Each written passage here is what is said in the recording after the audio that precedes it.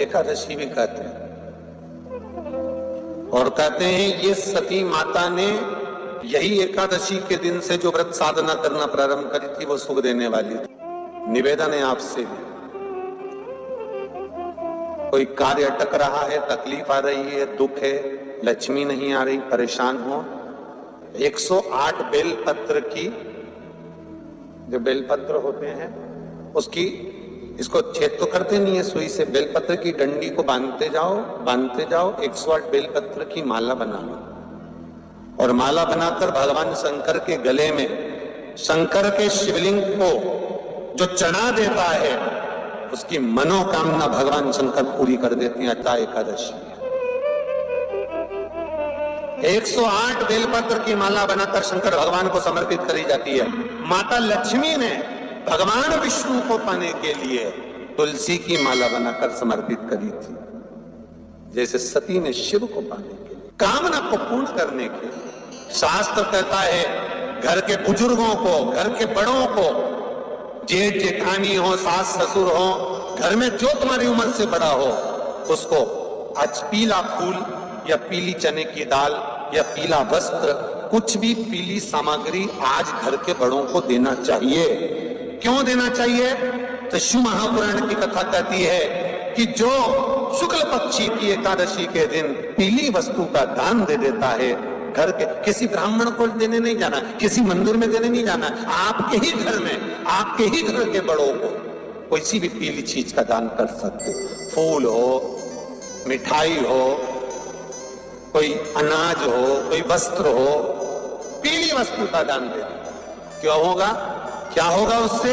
शिव महापुराण की कथा कहती है उससे जिंदगी में कभी बड़ी बीमारी प्रवेश नहीं करती। सनातन धर्म कहता है बट वृक्ष की पूजन करने वाला, बट वृक्ष के नीचे शिव की आराधना करने वाला, लोम समर्पित कर जल चढ़ाने वाले का जैसे कर्ज मुक्ति होती है, उसी तरह आंवले के वृक्ष के नीचे मात्र ताजा मिष्ठान दूध का बनाकर उस सामग्री को भगवान आंवले के वृक्ष के नीचे पूजन करने से लक्ष्मी और संपदा की वृद्धि होती है। जैसे शमी का पौधा, शमी का वृक्ष, शमी के वृक्ष के नीचे मात्र दूध और जल मिला हुआ जल, शमी के वृक्ष के नीचे मात्र ओघड़दानी अवधूतेश्वर महादेव के नाम से केवल हफ्ते में एक बार भी अगर दूध और जल का मिश्रण शमी के पौधे के नीचे कर दिया जाता है तो कहते हैं शरीर में बड़ी से बड़ी अगर बीमारी है, कहीं कैंसर जैसा रोग है या किडनी लीवर जैसा रोग है, कोई भी तकलीफ, कोई गांठ अगर शरीर में हो गई है, तो शमी के वृक्ष के नीचे दूध का जल थोड़ा सा हफ्ते में एक बार अवधूतेश्वर महादेव के नाम से समर्पित कर देने से रोग का निवारण होने लगता है, रोग थम जाता है और आगे नहीं बढ़ पाता और उसका इलाज चालू हो जाता है, सुख का अनुभव।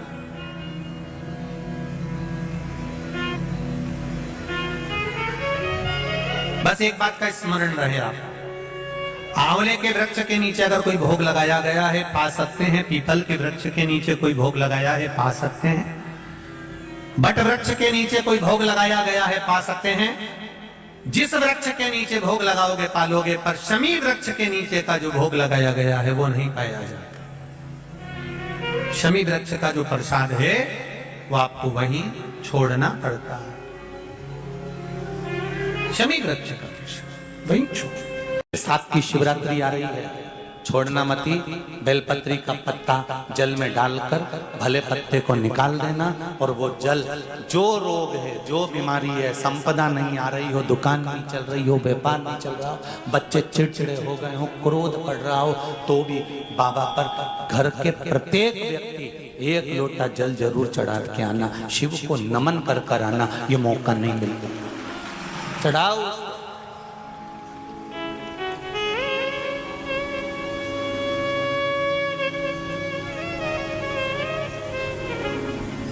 बैसाख के महीने में एक पकवान बनता है शंकर जी का,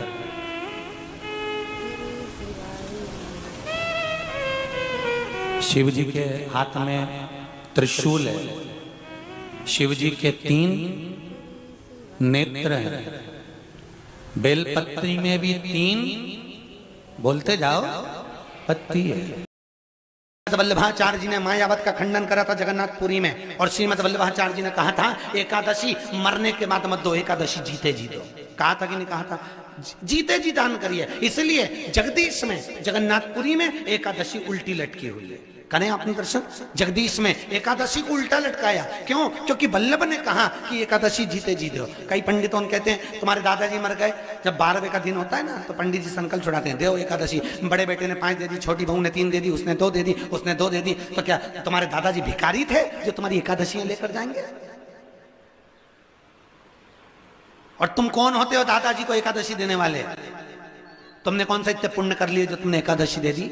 एकादशी के दान की महत्वता श्रीमद वल्लभाचार्य जी ने कहा कि कोई व्यक्ति अगर खटिया पर सड़ रहा है, पलंग पर तड़प रहा है, हॉस्पिटल में पड़ा हुआ है, तो निवेदन है कि उसको देखने जाओ तो अपनी करी हुई एकादशी में से 2 एकादशी का दान उसको तुरंत दे दो। क्यों? तो जिससे उसको मोक्ष मिल जाए, मरने के बाद नहीं। क्योंकि मरने के बाद तो वो 10वें के दिन, गरुड़ पुराण में लिखा है 10 दिन तक जीवात्मा घर की अटारी पे रहती है। कितने दिन? 10 दिन। 10 दिन के बाद जीवात्मा चली जाती है। कहां जाती है? उसको जहां जाना है। 3 दिन में उसको भोग भोगना पड़ता है जीवात्मा को। 3 दिन नरक का भोग भोगती है, उसके बाद स्वर्ग का भोग भोगती है। 18 दिन में ये प्रोसेस पूरी हो जाती है। कितने दिन? 18 दिन। 18 दिन के बाद में उस जीवात्मा को धान के खेत में पटका जाता है। किसके खेत में? धान के, चावल के खेत में। इसलिए कहते हैं एकादशी के दिन चावल मत खाओ। कहते कि नहीं कहते? और क्या कहते हैं? द्वादशी के दिन चावल खाना जरूरी है। एकादशी का पालना करना है तो द्वादशी को चावल का 1 गिलास खाओ, तब द्वादशी को चावल खाओगे तो एकादशी लगेगी। चावल नहीं खाओगे तो एकादशी नहीं लगेगी। द्वादशी को चावल खाना जरूरी है। क्यों कहते हैं? क्योंकि धान के खेत में जीव को छोड़ा जाता है, उस धान के खेत में, चावल के खेत में जीवात्मा रहती है। उसको चिड़िया खाती है तो चिड़िया के रूप में जन्म लेता है, मनुष्य खाता है तो मनुष्य के रूप में जन्म लेता है। इसलिए एकादशी के दिन चावल नहीं खाया जाता, क्योंकि एकादशी के दिन हम चावल खाएंगे तो जीव हत्या का दोष लग जाएगा। फिर कब खाना है? द्वादशी के दिन। द्वादशी के दिन क्यों खाया जाता है? क्योंकि हम एकादशी के व्रत करे रहते हैं, और पहला घासा जब चावल का खाते हैं तो अपनी करी हुई एकादशी का पुण्य, जितने जीव हमारे मुंह में जाते हैं उनको उसका पुण्य मिल जाता है, और उनका फिर जन्म नहीं होता, वो तर जाते हैं, उनको एकादशी का भाग मिल जाता है। इसलिए कहते हैं एकादशी को चावल मत खाओ, पर द्वादशी को।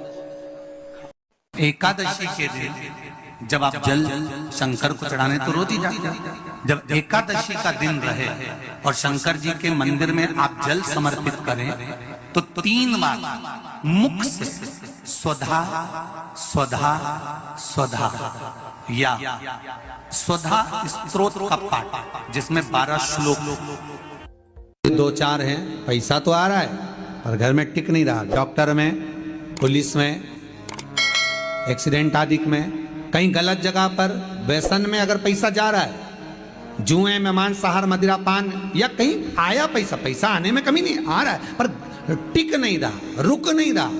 कोई मांगने आ गया, दे दिया, फिर वहां से अपने पास नहीं आ रहा, अपन कह रहे हैं भैया हमारा पैसा लौटा दो, नहीं आ रहा। तो महाराज शिव महापुराण की कथा कहती है एकादशी के दिन गंगा के जल में मात्र 7 बेलपत्री डालकर जो नंदीश्वर भगवान, अर्थात जो शंकर जी के शिवलिंग के सामने नंदी होता है, उस नंदी के चरण पर गंगा का जल चढ़ाकर बेलपत्री शिव पर समर्पित कर देता है, उसके घर में रुपया रुकना चालू हो जाता है। फिर वो गलत जगह पर नहीं जाता, गलत स्थान पर वो धन जाएगा ही नहीं। तूने समझा, मांग तुझे क्या चाहिए।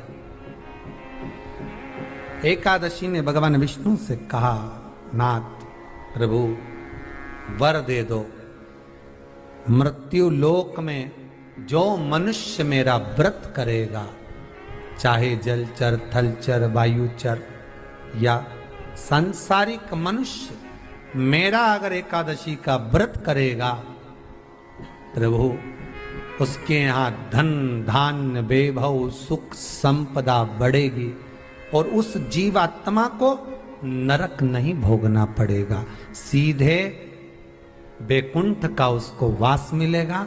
जब जीव आत्मा को लेकर चला जाएगा यम के दूत जब बंदी बनाकर ले जा रहे होंगे उस जीवात्मा को जिसके प्राण छूटे होंगे, यम के दूत जब बंदी बनाकर ले जा रहे एक शिव की आराधना में चांगुना ने एक लोटा जल भरा, उसमें थोड़ा सा चंदन डालकर बेलपत्री के वृक्ष के नीचे ले जाकर डाल देती, थोड़ा सा जल बचाकर शिव जी को डाल देती। शंकर भगवान ने एक दिन चांगुना के सामने मन में विचार प्रकट करा और पार्वती जी से कहा, पार्वती एक बात समझ में नहीं आती, आधा जल ये बेलपत्री को देती है, आधा जल मुझे देती है। जब आधा जल मुझे देती है तो मुझे बड़ा गुस्सा आता है, क्योंकि बद्धा जल कहाँ डोल के आती है। पार्वती जी ने कहा उसके संतान नहीं है, इसलिए वो बेलपत्री की भी आराधना करती है और आपकी भी आराधना करती है। ठीक है,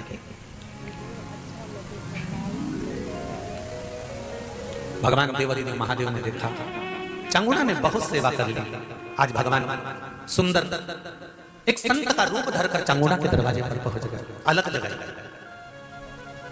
चांगुना दौड़ कर आई, बाबा जी आइए, क्या लाऊं मैं आपके लिए? भिक्षाम देहि, भिक्षाम देहि।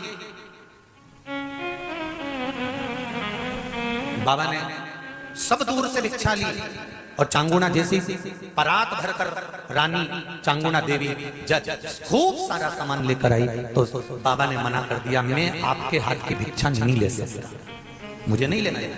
क्यों? कहा आपकी संतान नहीं है,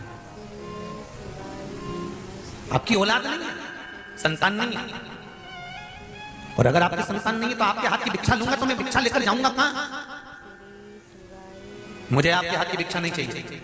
इतने में चांगुना ने उस संत के चरण पकड़े और संत के चरण पकड़कर चांगुना कहने लगी, देखिए बाबा जी, जन्म मरण और परण ये तो तीन देवादिदेव महादेव के हाथ में है, संतान देना और ना देना ये शिव जी के हाथ में है।